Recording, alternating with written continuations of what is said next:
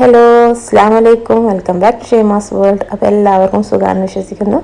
ഇന്ന് ഞാൻ വന്നിട്ടുള്ള നല്ലൊരു അടിപൊളി കിഡിലൻ ഫ്രൈഡ് ചിക്കൻ റെസിപ്പി ആയിട്ടാണ്. ഇത് ചിക്കൻ പിന്നെ ലെഗ്സ് വെച്ചിട്ടും അതുപോലെ തന്നെ ഹോൾ ചിക്കനൊക്കെ ആയിട്ട് ഉണ്ടാക്കാൻ പറ്റുന്നത്. ഏത് പീസ് വെച്ചിട്ട് ഉണ്ടാക്കിയെടുക്കാൻ പറ്റും. ഞാനിപ്പോൾ ചിക്കൻ ലെഗ്സ് ഉപയോഗിച്ചതെന്ന് മാത്രമേ ഉള്ളൂ. നല്ല അടിപൊളി ടേസ്റ്റുള്ള ഒരു ഫ്രൈഡ് ചിക്കനാണ്. ഇത് കഴിച്ചാൽ പിന്നെ KFC ഒന്നും കഴിക്കാൻ നമുക്ക് തോന്നില്ല കേട്ടോ.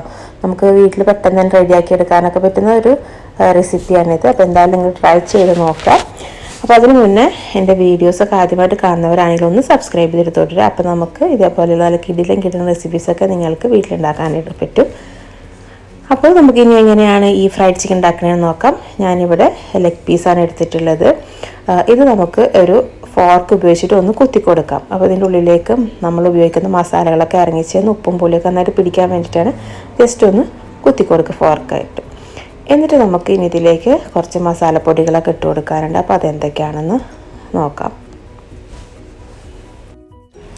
അപ്പോൾ ഞാനിതിലേക്ക് കുറച്ച് മിക്സഡ് ഹെർബ്സ് ചേർത്ത് കൊടുക്കുന്നുണ്ട്. മിക്സഡ് ഹെർബ്സ് ഇല്ലെങ്കിൽ കുറച്ച് പാർസ്ലി ഉണ്ടെങ്കിൽ അതിട്ട് കൊടുക്കാം. അതും ഇല്ലെങ്കിൽ പിന്നെ ഒറിഗാനോ ഉണ്ടെങ്കിൽ ചേർത്ത് കൊടുക്കാം. ഇനിയിപ്പോൾ ഇതൊന്നും ഇല്ലെങ്കിൽ കുറച്ച് മല്ലിയില കട്ട് ചെയ്തിട്ട് ഇട്ട് കൊടുക്കാം. പിന്നെ ഇതിലേക്ക് 1 ടീസ്പൂൺ കുരുമുളക് പൊടി, അതുപോലെ തന്നെ ഒരു 1/4 മുതൽ 1/2 ടീസ്പൂൺ വരെ മുളക് പൊടി. ഇത് പാപ്രിക്ക ഉണ്ടെങ്കിൽ അതാണ് ഏറ്റവും നല്ലത്. അത് എൻ്റെ കയ്യിൽ ഇല്ലാത്തതുകൊണ്ടാണ് ഞാൻ മുളക് പൊടി ഇട്ട് കൊടുത്തത്. എന്നിട്ട് പിന്നെ ഇതിലേക്ക് ഒരു 1/2 ടീസ്പൂണോളം ഇഞ്ചിയും വെളുത്തുള്ളിയും കൂടി അരച്ച പേസ്റ്റും, പിന്നെ കുറച്ച് സുറുക്ക ഒഴിച്ചു കൊടുക്കണം. ഒരു 2 ടീസ്പൂണോളം സുറുക്ക ഒഴിച്ചു കൊടുക്കാം. പിന്നെ ആവശ്യത്തിനുള്ള ഉപ്പ് അതും കൂടി ചേർത്തിട്ട് നന്നായിട്ടൊന്ന് പിന്നെ ഒന്ന് കുഴച്ച് നന്നായിട്ട് മസാല ഒക്കെ ഒന്ന് തേച്ച് പിടിപ്പിച്ചതിന് ശേഷം ഒരു 2 മണിക്കൂർ നേരം നമ്മളിതൊന്ന് ഫ്രിഡ്ജിൽ വെക്കാം. അപ്പോൾ 2 മണിക്കൂർ കഴിഞ്ഞിട്ടാണ് പിന്നെ നമ്മളിത് ഫ്രൈ ചെയ്തെടുക്കാൻ പോകുന്നത്. അപ്പോൾ അതുകൊണ്ട് 2 മണിക്കൂർ ഫ്രിഡ്ജിൽ വെച്ച് കഴിഞ്ഞാൽ നന്നായിട്ട് ഇതിൽ മസാല ഒക്കെ പിടിക്കും. നല്ല ഒരു സോഫ്റ്റ് ചിക്കൻ ആവും ചെയ്യും. നല്ല അടിപൊളി ടേസ്റ്റായിട്ട് നമുക്ക് ഉണ്ടാക്കിയെടുക്കാനും പറ്റും.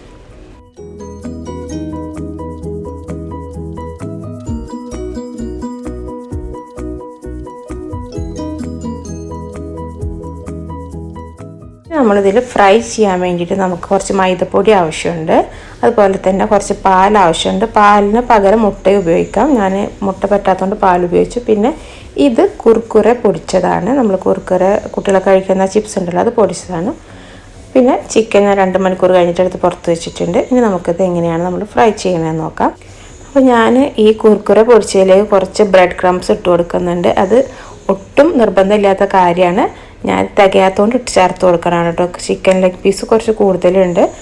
അപ്പോൾ കുർക്കുറ ആകെ 2 പാക്കറ്റ് ഞാൻ എടുത്തിട്ടുണ്ടായിരുന്നുള്ളൂ. 2 പാക്കറ്റ് എടുത്തതിൽ പകുതി കുട്ടികൾ കഴിച്ചു. അതുകൊണ്ട് തികയാത്തതുകൊണ്ട് ഞാൻ കുറച്ച് ബ്രെഡ് ക്രംസും കൂടി ചേർത്ത് കൊടുക്കുന്നുള്ളൂ. നിങ്ങൾ ഇത് ഒട്ടും നിർബന്ധമില്ലാത്ത കാര്യമാണ്. കുർക്കുറ മാത്രമായിട്ട് ചെയ്യാൻ പറ്റുന്നേ ഉള്ളൂ. അപ്പോൾ നമുക്കിനി ഈ ചിക്കൻ ലെഗ് പീസ് ആദ്യം മൈദപ്പൊടിയിലൊന്ന് മുക്കിയെടുക്കാം. മൈദപ്പൊടി എല്ലാ ഭാഗത്തും ഒന്ന് നന്നായിട്ടൊന്ന് കോട്ട് ചെയ്തതിന് ശേഷം നമ്മളിത് പാലിൽ മുക്കിയിടണം. പാലിൽ നന്നായിട്ട് ഒന്ന് മുക്കാം. പാലിന് പകരം കോഴിമുട്ടയുടെ വെള്ളയോ അല്ലെങ്കിൽ കോഴിമുട്ട മുഴുവനായിട്ടും ഒന്ന് ബീറ്റ് ചെയ്തിട്ട് അതിൽ മുക്കിയെടുത്താലും മതി. അപ്പോൾ അതിലും കൂടി മുക്കിയെടുത്തതിന് ശേഷം നമ്മൾ വീണ്ടും ഇത് പിന്നെ ഈ നമ്മുടെ കുർക്കുറയുടെ ആ പൊടിയിൽ ഒന്ന് മുക്കിയെടുക്കാം. എന്നിട്ട് നമ്മളിത് ഫ്രൈ ചെയ്തെടുക്കുകയാണ് ചെയ്യുന്നത്. അപ്പോൾ കുർക്കുറയിൽ മുക്കുമ്പോൾ നന്നായിട്ട് ഈ ചിക്കൻ ലെഗ്സിൽ പിടിക്കണം. നന്നായിട്ട് തന്നെ അമർത്തിയിട്ട് ഒന്ന് കോട്ട് ചെയ്ത് കൊടുക്കാം.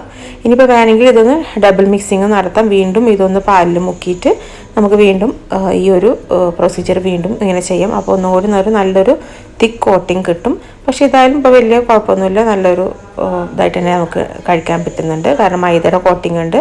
അപ്പോൾ പിന്നെ മുട്ടയാണ് ഉപയോഗിക്കുന്നത് വെച്ചെങ്കിൽ അതിൻ്റെ കോട്ടിങ് കൂടി വരും. അപ്പോൾ ഇതായാലും എങ്ങനെയായാലും കുഴപ്പമൊന്നുമില്ല. നല്ല അടിപൊളിയായിട്ട് നമുക്ക് ഫ്രൈ ചെയ്തെടുക്കാൻ പറ്റുന്നുണ്ട്. ഞാനിത് തന്നെ ബാക്കി എല്ലാതും ഇതേപോലെ തന്നെ ഒന്ന് കോട്ട് ചെയ്തെടുത്തതിന് ശേഷം നമുക്കിനി ഇതൊന്ന് ഫ്രൈ ചെയ്തെടുക്കാം.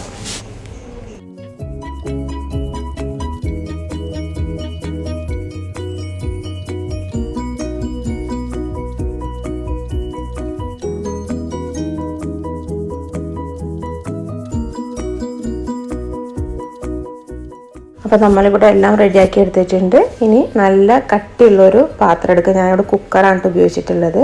അതിൽ എണ്ണ ചൂടായതിന് ശേഷം നമ്മളിത് ഓരോന്നായിട്ട് നന്നായിട്ട് ഡീപ്പ് ഫ്രൈ ചെയ്തെടുക്കുക. നല്ല മുങ്ങിപ്പൊരിക്കാൻ തരത്തിൽ എണ്ണ ഒഴിക്കാൻ പറ്റുമെങ്കിൽ അത് നല്ലതാണ്. അത് നന്നായിട്ട് എണ്ണ ചൂടായതിന് ശേഷം നമ്മളിതൊന്ന് പൊരിച്ചെടുക്കാം. അപ്പോൾ ആദ്യത്തെ ഒരു പകുതി 1/4 വേവാവുന്ന വരെ നമ്മളിതൊന്ന് ഒരു ലോ ഫ്ലെയിമിലിട്ട് ചെയ്യാൻ, ലോ ടു മീഡിയം ഫ്ലെയിമിലിട്ടാണ് നമ്മളിത് റെഡിയാക്കി എടുക്കേണ്ടത്. കാരണം പെട്ടെന്ന് തന്നെ നമ്മൾ ഹൈ ഫ്ലെയിമിൽ വെച്ച് കഴിഞ്ഞാൽ അതിൻ്റെ പുറം ഭാഗം കരിഞ്ഞു പോകും, അകം വേവില്ല. ഞാനിപ്പോൾ ആദ്യം ലോ ഫ്ലെയിമിലാണ് ചെയ്തത്. എന്നിട്ട് ഇനി ഇതൊന്ന് 2 ഭാഗം ഒന്ന് കറക്റ്റായിട്ട് വെന്ത് വരുമ്പോൾ ഒരു 3/4 ഭാഗം വെന്ത് കിട്ടിയാൽ മതി. അപ്പോൾ നമുക്കിത് എണ്ണയിൽ നിന്ന് എടുത്ത് മാറ്റണം.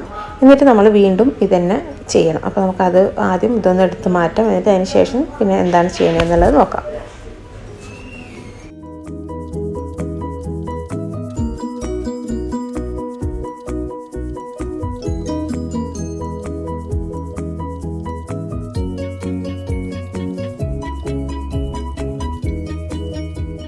അപ്പോൾ ചിക്കൻ ഇവിടെ ആദ്യത്തെ ഭാഗം ഇവിടെ റെഡി ആയിട്ടുണ്ട്. ഞാനിതുപോലെ മറ്റതെല്ലാം ഒന്ന് ഫ്രൈ ചെയ്തെടുക്കുന്നുണ്ട്. എന്നിട്ട് നമ്മൾ എല്ലാം പൊരിച്ചെടുത്തതിന് ശേഷം വീണ്ടും ഇത് ഒന്നുകൂടെ ഒന്ന് ഫ്രൈ ചെയ്തെടുക്കണം. അപ്പോൾ ഇത് എന്തിനാണ് ചെയ്യുന്നത് വെച്ച് കഴിഞ്ഞാൽ നല്ലൊരു ക്രിസ്പി ആയിട്ടുള്ളൊരു ചിക്കൻ റെഡി ആകാൻ വേണ്ടിയിട്ടാണ്, നല്ലൊരു ക്രിസ്പി ഫ്രൈഡ് ചിക്കൻ കിട്ടാൻ വേണ്ടിയിട്ടാണ്. അപ്പോൾ ഞാൻ ഈ പൊരിച്ച ചിക്കൻ 3/4 ഭാഗത്തിലാക്കിയിട്ടുള്ളൂ, ബാക്കിയുള്ളതും കൂടി ഒന്ന് ഇതിലിട്ടൊന്ന് ഫ്രൈ ചെയ്തെടുക്കണം. അപ്പോൾ ഈ സമയം നമ്മൾ ഫ്ലെയിം ഒന്ന് കൂട്ടി കൊടുക്കണം. ഒരു മീഡിയം ടു ഹൈ ഫ്ലെയിമിലാണ് നമ്മൾ റെഡിയാക്കി എടുക്കേണ്ടത്. അപ്പോൾ ഞാൻ അതേപോലെ ഒന്ന് റെഡിയാക്കി, മീഡിയം അല്ല എന്നാൽ ഹൈയിലല്ലാത്ത രീതിയിലുള്ള ഫ്ലെയിമിലിട്ടാണ് നമ്മൾ ഇപ്പോൾ റെഡിയാക്കി എടുക്കുന്നത്. ഒരു കുറച്ച് നേരം 1-2 മിനിറ്റ് ഇടുമ്പോഴത്തേനും അത് റെഡിയായി കിട്ടും. അപ്പോൾ നന്നായിട്ട് തന്നെ പുറമെ നല്ല ക്രിസ്പി ആയിട്ടും വരും. അപ്പോൾ അതിന് വേണ്ടി നമ്മൾ ഈ ഡബിൾ ബോയിലിംഗ് ചെയ്തുകൊണ്ടിരിക്കുന്നത്, ഡബിൾ ബോയിലിംഗ് അല്ല ഡബിൾ ഫ്രൈയും ചെയ്തുകൊണ്ടിരിക്കുന്നത്. അപ്പോൾ നിങ്ങൾ എന്തായാലും ഇതുപോലെ ഒന്ന് ചെയ്ത് നോക്കാം. ഇനിയിപ്പോൾ ഈ ഒരു സ്റ്റെപ്പ് നിങ്ങൾക്ക് താല്പര്യം ഇല്ലെങ്കിൽ അത് ഒഴിവാക്കട്ടെ. ആദ്യത്തെ പ്രാവശ്യം തന്നെ ഒന്നുകൂടി നിന്നിട്ട് ജസ്റ്റ് കുറച്ച് നേരം കൊണ്ടിട്ടൊന്ന് ഫ്രൈ ചെയ്തെടുത്താൽ മതി. അപ്പോൾ ഈ ഒരു ക്രിസ്പിനെസ് കിട്ടില്ല എന്ന് മാത്രമേ ഉള്ളൂ. അപ്പോൾ നമ്മുടെ അവിടെ അടിപൊളി ചിക്കൻ റെഡി ആയിട്ടുണ്ട്. ഇത് മയോണൈസ് കൂട്ടി കഴിക്കാൻ നല്ല അടിപൊളി ടേസ്റ്റാണ്. നിങ്ങളിത് എന്തായാലും ട്രൈ ചെയ്ത് നോക്കണം. നിങ്ങൾ KFC കഴിച്ചിട്ടുള്ളവരാണെങ്കിൽ പിന്നെ ഇത് കഴിച്ച് കഴിഞ്ഞാൽ ചിലപ്പോൾ KFC വേണ്ടെന്ന് പറഞ്ഞാൽ നമുക്ക് വീട്ടിലാണ് പെട്ടെന്ന് റെഡിയാക്കി എടുക്കാനും പറ്റുന്ന ഒരു ഐറ്റമാണ്. എനിക്ക് തോന്നുന്നു KFC ഉണ്ടാക്കുന്ന അത്ര വലിയ ബുദ്ധിമുട്ടൊന്നും ഇതിൽ എനിക്ക് തോന്നിയിട്ടില്ല. പെട്ടെന്ന് തന്നെ നമുക്ക് കുർക്കുറൊക്കെ കടയിൽ കിട്ടുന്നതാണ്. അപ്പോൾ ഞങ്ങൾ ഇതിൻ്റെ കുർക്കുറയുടെ ഫ്ലെയിമിൻ ഹോട്ട് എന്നുള്ള ആ ഒരു ഇതാണ് ഉപയോഗിച്ചിട്ടുള്ളത്, ഫ്ലേവറാണ് ഉപയോഗിച്ചത്. റെഡ് കളർ കുർക്കുറ പല ഫ്ലേവറിൽ വരുന്നുണ്ടെന്ന് എനിക്ക് തോന്നുന്നത്. അപ്പോൾ എന്തായാലും ഞങ്ങൾ ഉപയോഗിച്ചത് ആ ഒരു ഫ്ലേവറാണ്. അപ്പോൾ നിങ്ങളിത് ട്രൈ ചെയ്ത് നോക്കാം. എന്നിട്ട് നിങ്ങളുടെ കമൻസും ഫീഡ്ബാക്സൊക്കെ എന്നെ അറിയിക്കാം. അപ്പോൾ നമുക്കിനി മറ്റൊരു ദിവസം നല്ല അടിപൊളി ഒരു ഫുഡ് റെസിപ്പി ആയിട്ട് വരും. അതുവരെ എല്ലാവർക്കും ബൈ, ടേക്ക് കെയർ.